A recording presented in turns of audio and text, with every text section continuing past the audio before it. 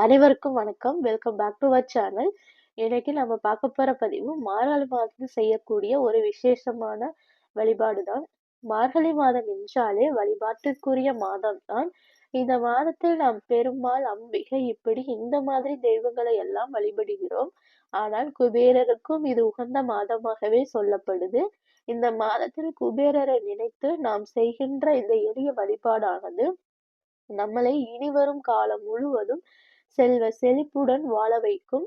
அதற்காக பூஜை நாம் எவ்வாறு செய்வது என்று இந்த பதிவுல நம்ம தெரிஞ்சுக்க போறோம். அதனால பதிவை ஸ்கிப் பண்ணாம கடைசி வரைக்கும் பாருங்க. வாங்க இப்ப பதிவுக்குள்ள போகலாம். நாம் இந்த பூஜை செய்வதற்கு நாம் முதல் தேர்ந்தெடுக்கும் நாள் தான் ரொம்பவும் முக்கியம். மார்கழி மாதத்தில் வரக்கூடிய கடைசி வெள்ளிக்கிழமையில் அன்று இந்த பூஜையை நம்ம செய்ய வேண்டும்.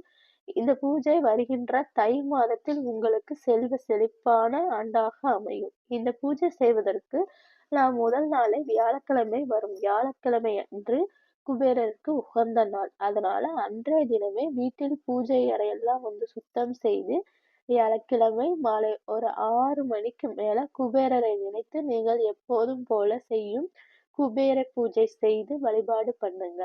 இதை செய்ய முடியாதவர்கள் வீட்டில் தீபம் ஒன்று ஏற்றினாலே போதும். அடுத்து நாம் அதிகாலை பிரம்ம முகூர்த்த வேளையில அதிகாலையில எழுந்து குளித்துவிட்டு தூய்மையாக இருந்து பிரம்ம முகூர்த்த வேளையில் இந்த பூஜை நாம் செய்ய வேண்டும். அதற்கு நாம என்ன செய்யணும்னா 24 வெத்தலை, 12 கொட்டைப்பாக்கு தாங்க வேணும். இதோட குபேரருக்கு நெய்வேத்தியமாக நல்ல ஒரு இனிப்பான ஒரு பால் பாயசம் வைத்து நம்ம பூஜையில நெய்வேத்தியமா வைத்து வழிபடலாம். இந்த வழிபாடு செய்ய குபேரரோட படம் இருந்தால் எடுத்துக்குங்க. இல்லைன்னா மகாலட்சுமி தாயார் படத்தையும் அங்க வச்சு நம்ம வணங்கலாம். இவ்வாறு நீங்கள் வாங்கி வைத்திருக்கும் 24 வெற்றிலையை இரண்டா நம்ம வைக்கணும். அதாவது 12 வெற்றிலைகளாக வரிசையாக வைக்கணும். இந்த வெற்றிலைக்கு மேல 12 கொட்டைப்பாக்கையும் வைத்து நம்ம வச்சுக்கணும். அது மேல 1 ரூபாய் நாணயம் மட்டும் வைங்க. 12 வெற்றிலை மேலேயும் ஒவ்வொரு ரூபாய் நாணயம் வைக்கணும். இப்போது 108 சில்லறை நாணயத்தை எடுத்து நம்ம பூஜை தட்டுல கொட்டி நிரப்பி வச்சுட்டு தீபத்தை முன்னாடி நம்ம உட்கார்ந்து இந்த சில்லறை நாணயங்களை கையில எடுத்து ஓம் குபேராய நமக என்ற நாமத்தை சொல்லி மறுபடியும் இந்த தட்டுல போடணும். இதே போல் 108 முறை நம்ம செய்யணும். இந்த சில்லறை நாணயங்களை நீங்க கையில் எடுத்து மீண்டும் தட்டில் போடும்போது எழும்பும் ஒளி குபேரருக்கு மிகவும் உகந்ததாக சொல்லப்படுது. இந்த பூஜையை வெள்ளிக்கிழமை அன்று மாலை 6 மணிக்கு மேல மறுபடியும் செய்ய வேண்டும். வெற்றிலை, நாணயம் இதெல்லாம் அப்படியே இருக்கட்டும்.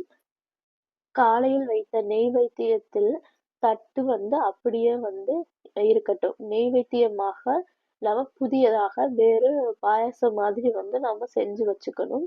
இவை அனைத்தும் செய்து முடித்த பின்பு நீங்க அந்த ரூபாய் நாணயத்தை பிறகு நீங்க அந்த ரூபாய் நாணயத்தெல்லாம் எடுத்துட்டு உங்களோட புழக்கத்துக்கு நீங்க பயன்படுத்திக்கலாம். ஸோ நம்ம யூஸுக்காக நம்ம அதை எடுத்து யூஸ் பண்ணிக்கலாம். மற்றதெல்லாம் கால்படாத இடத்துல போட்டுருங்க. இந்த மாதிரி மார்கழி மாதத்தில் செய்யப்படும் இந்த குபேர பூஜையானது தங்களுடைய அதாவது நம்முடைய வறுமை நிலையை மாற்றி செல்வ செழிப்புடன் வாழ வைக்கும் என்றும் சொல்லப்படுது. அதனால நம்பிக்கை உள்ளவங்க மட்டும் இந்த மாதிரியான விஷயத்தை கடைபிடித்து இன்னும் ஒரு கூடுதலான நற்பலன்களை நம்ம பெற்றுக்கலாம்.